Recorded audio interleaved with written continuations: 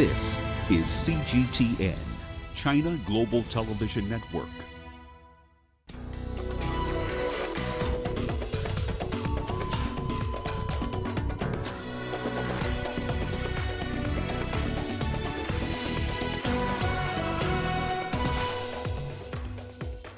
The latest on the coronavirus outbreak as South Korea reports the largest daily jump in new cases.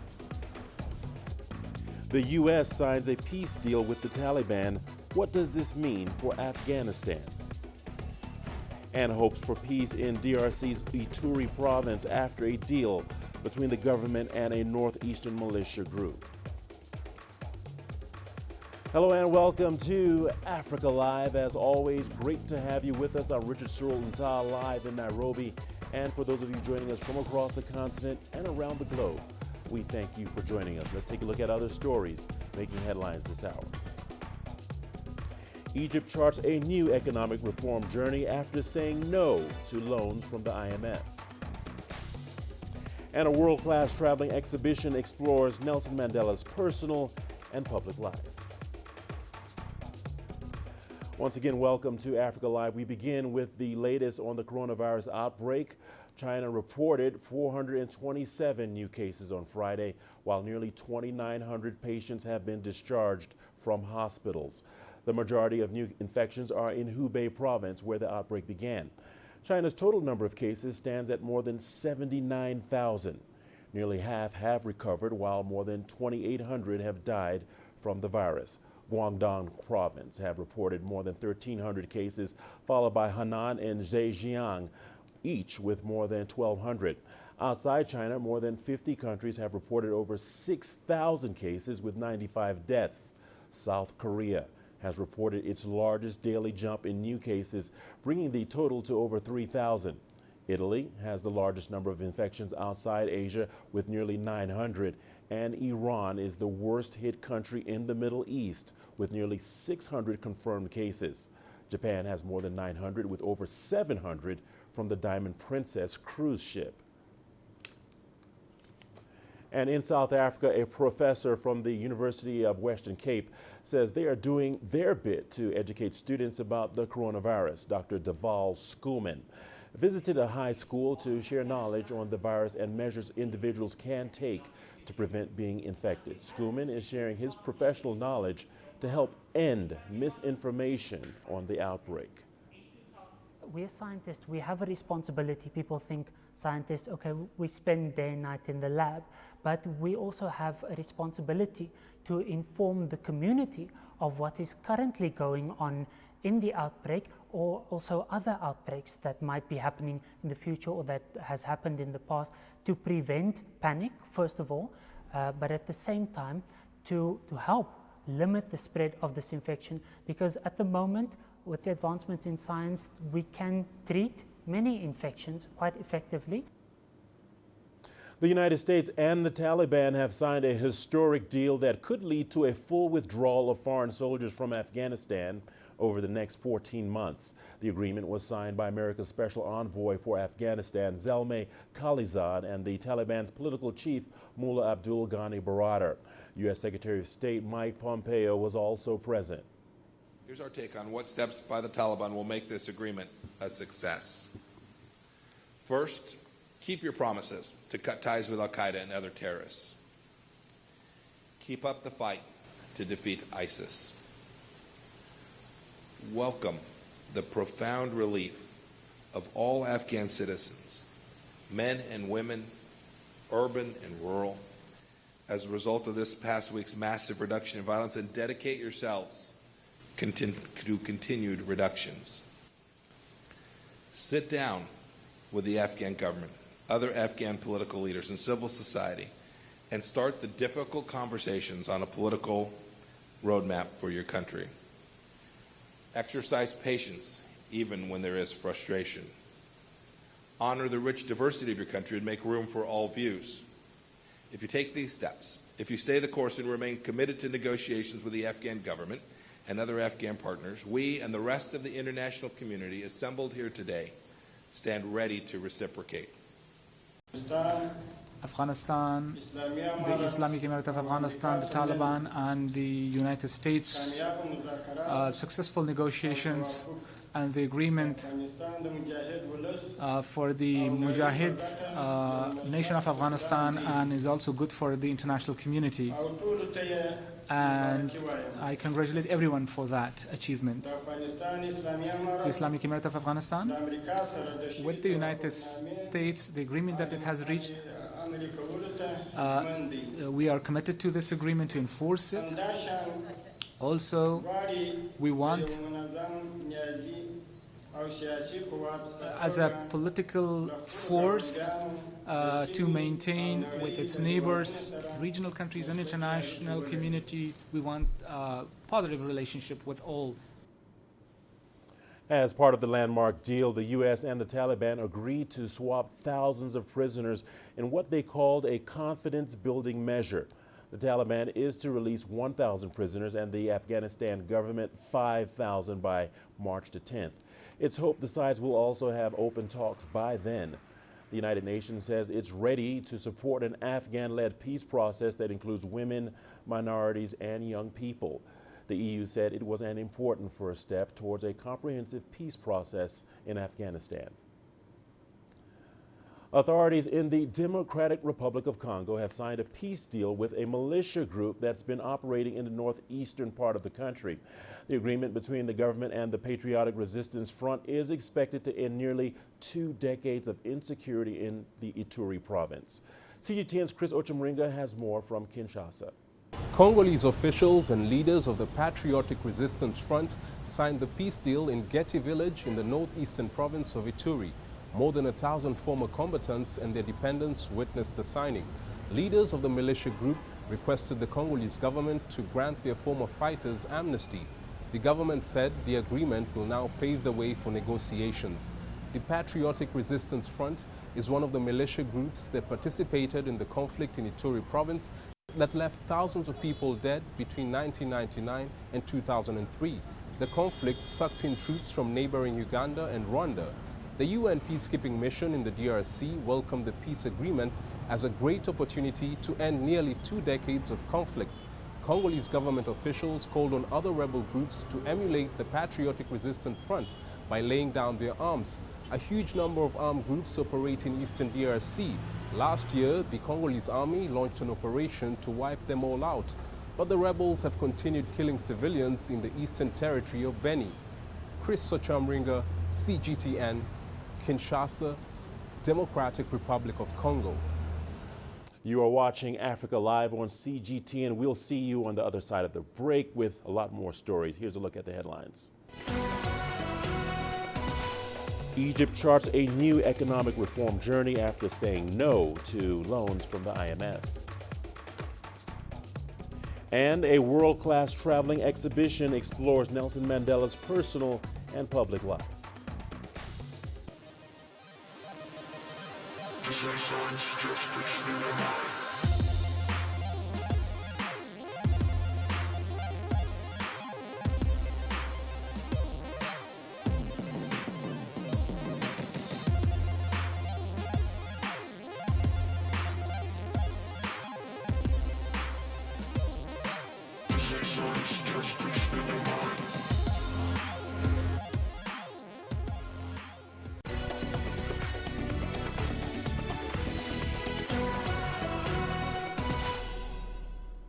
Welcome back. Businesses in Uganda are concerned about the impact that South African Airlines' decision to stop flights to the country will have on tourism. As of the 29th of February, the state-owned airline is cutting routes to a number of African cities, including Entebbe, as part of a restructuring plan to try and save it from collapse. CGTN's Hilary Ayasiga reports from Kampala. Making its last stopover, South African Airways ceases all flights to Entebbe International Airport. The airline had been running 2 flights a day from Johannesburg, bringing hundreds of passengers a week. Travel operators say without them, tourism and trade in Uganda is going to suffer.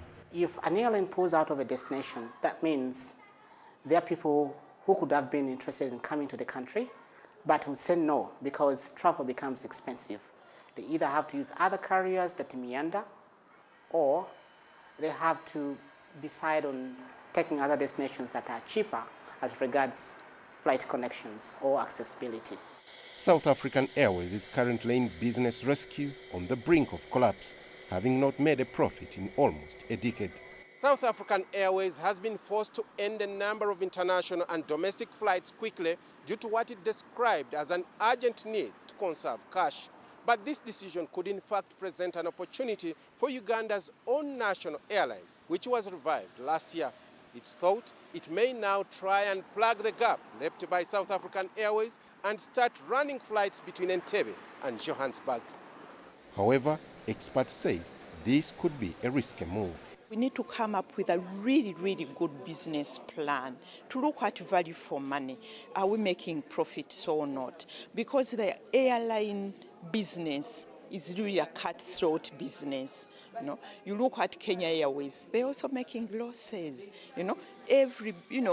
All airlines are struggling.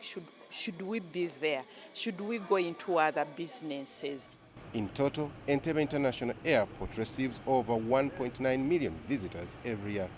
The hope is that as Uganda loses passengers from South African Airways flights, it gains others from elsewhere, and that the country's tourism industry isn't grounded as a result. Hilara Yesiga, CGTN, Kampala.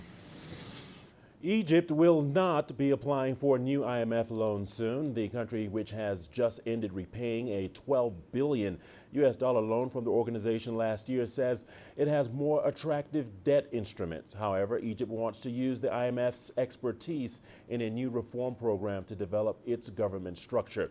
Here is Adel El Maroui with more. A firm no from Egypt to IMF loans. That doesn't mean that the country is in no need for financing. Earlier this month, the nation's central bank governor Tara Amir said there is now global confidence in Egypt, which opens more attractive debt instruments than the IMF. In 2016, Egypt needed more than financing. It needed to have a certificate of trust in the economy. And to get that, it applied for the IMF loans.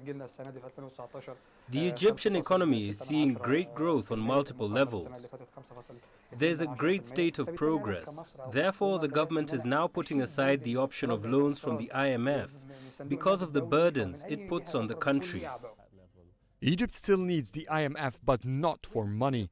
The organization is in negotiations with Cairo to provide technical assistance for the government's structural reform, which aims at reducing bureaucracy.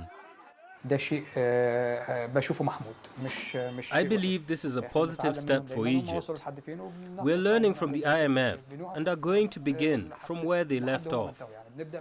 Egypt needs to reform its government management systems to match those of developed nations. Routine is dominating government facilities, and that is the biggest obstacle Egypt will be facing in the future. Last year, Egypt concluded a $12 billion round of financing from the IMF. It has forced the country into an economic reform program that have seen inflation jump to nearly 30% in 2018. The same economic reforms have also improved Egypt's credit rating, which is one of the reasons why the country does no longer need the IMF for loans. Cairo wants to benefit from the IMF's experience in government structure reform without getting the burdens of sinking deeper in debt. Adel Mahrouhi, CGTN, Cairo. Desert locusts have invaded at least 19 counties in Kenya due to climate, food availability, and their migratory nature. The locusts travel back and forth among bordering counties. In an effort to end the infestation, Isiolo County is cooperating with 3 neighboring counties to share pesticides and experiences. CGTN's Tuli Shabalala has more. The desert locusts have invaded Kenyan farms for the past 2 months. The counties of Laikipia, Isiolo, Samburu and Meru are working together to intensify aerial sprays to halt their spread. We've teamed up with the other counties. Our hub is Isiolo, Samburu, Meru and Laikipia, where we're getting a lot of support from other people, partners who've come in. Isiolo County has thousands of hoppers, many of them just recently hatched. Local authorities want to kill these insects at their early stage. Adult swarms can consume as much food as 35,000 people eat in a single day. The team you have seen here, they will continue spraying for the next 5 days so that we suppress these opas on this site. But professionals equipped with the knowledge of spray alone have proved to be ineffective. We don't have enough personnel. We need to move to communities. We need to train youth. They know the area. They can easily suppress them. To safeguard agricultural farms and pasture lands, the aerial and ground teams monitor and spray the swarms from early morning until late in the evening. Thuli Shabalala, CGTN. Mandela, My Life is a world-class exhibition on Nelson Mandela's extraordinary life in collaboration with the Nelson Mandela Foundation. A century on from his birth, this exhibition poetically and emotively explores the man's personal and public life. Yulisa Jamela has more. The exhibition offers an insight into the world that shaped Madiba's life and journey. It further explores the public and private life of one of the most influential men in modern history. The Nelson Mandela Foundation launched the exhibit with a display of memorial exhibit of Nelson Mandela's life from birth until he passed on. Without just making it just an icon, but dealing with different facets of that life. From a family man, a divorcee who was struggling with issues of holding to a family while in struggle. Someone who had weaknesses, and you can clearly see that some of the problems that he had in terms of stuff that he had to give up in order to find the kind of democracy that we had, but stuff that he also held tight to. A rich selection of rare personal artifacts, film footage and documents combined with newly created audiovisual pieces form the heart of the exhibition. Nelson Mandela, Nelson Mandela, Nelson Mandela. It's not Nelson Mandela the president, it's not Nelson Mandela the leader of the African National Congress, it is Nelson Mandela, plain and simple, the nature of the relationship that we all enjoyed as a privilege with Nelson Mandela. And hopefully this exhibition will draw us closer to that spirit and remind us of how fallible the rest of us are, and to repurpose our own lives and understand that we can follow in the footsteps of the most remarkable giant of our times. It captures all the aspects of the world statesman. The revered icon remains an inspiration to many. Madiba didn't live by accident. He lived a life of purpose, and that purpose was present in everything he did. So when he steps out of prison and he says things like, I stand before you not as your prophet, but as your humble servant, you have to look at his life before and after that day and begin to understand the quality of his message and the impact of his words. The exhibition also brings us closer to Madiba's intimate details. You can look at other issues that are there in the archives of the Nelson Mandela Foundation. Madiba recorded every doctor's appointment, the name of the doctor, and the statistics that he had. What his blood pressure was on the 15th of August, 1986. And all of these things become important when you understand that there are charlatans who would be Madiba's physicians who were never near Madiba. The traveling exhibition is on show until the 20th of July this year. Yulisa Jamela for CGTN in Johannesburg, South Africa. Guess what? We've got your sports news coming up after the break. Here's a look at the headline. Zamalek supporters remain cautious ahead of the Champions League quarterfinals return leg in Tunisia.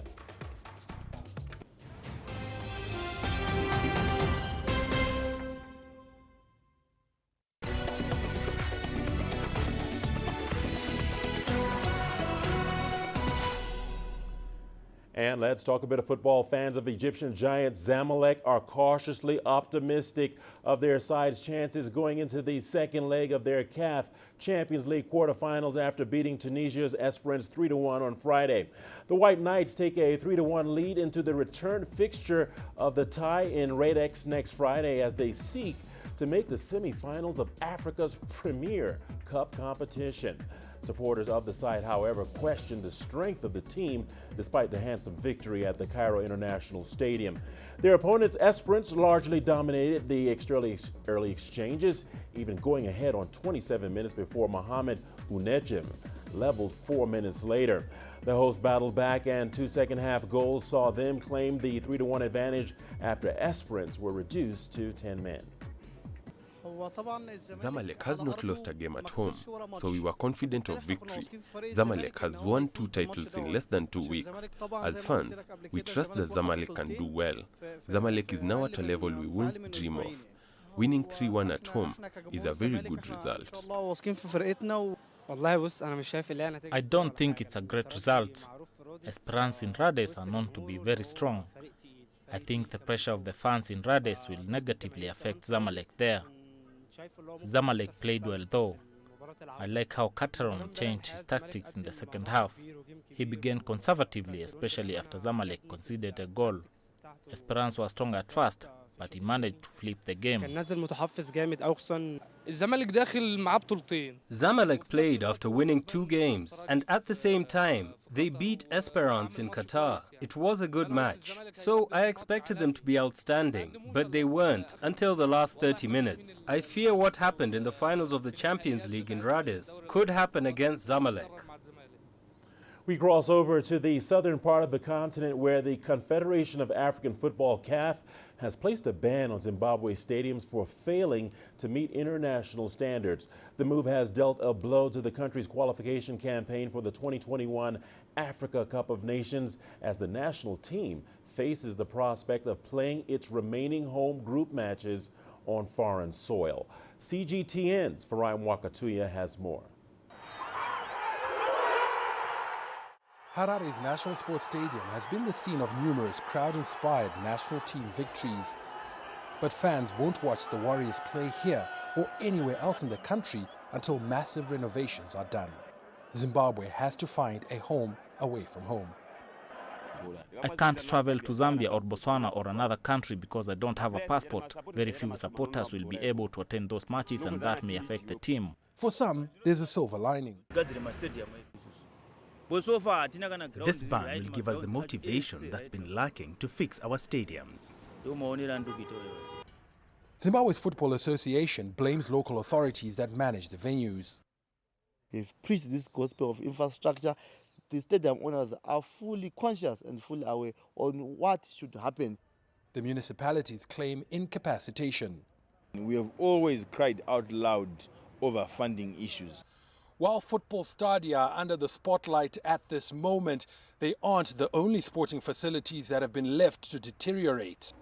A world-class aquatic complex and hockey stadium built for the 1995 All-Africa Games are stark monuments of the failure to maintain facilities. What we have relegated sport to being is recreation. So we can play, have a kick around on a Sunday or a Saturday afternoon, and the fact that it's organized, we call it the Premier Soccer League. We go and we have a swim meet at Les Brown, but the fact that it's organized, we call it a championship. But in truth, it is recreation. We haven't turned it into being the professional vocation and endeavor that the rest of the world has done. So we don't care about our facilities because it's recreational. In the wake of the ban, commitment from government to make the necessary upgrades has been secured. The only challenge now is time frame, because we no longer have time to ensure that the stadium is renovated, and we call CAF for another inspection so that we host Algeria in March 29. That home match could be the first in the country's history to be played on foreign soil, an unprecedented low from which it hopes to recover before the next fixture. Farai Mwakatuya, CGTN, Harare, Zimbabwe. And we're not done with football just yet. On to the English Premier League we go.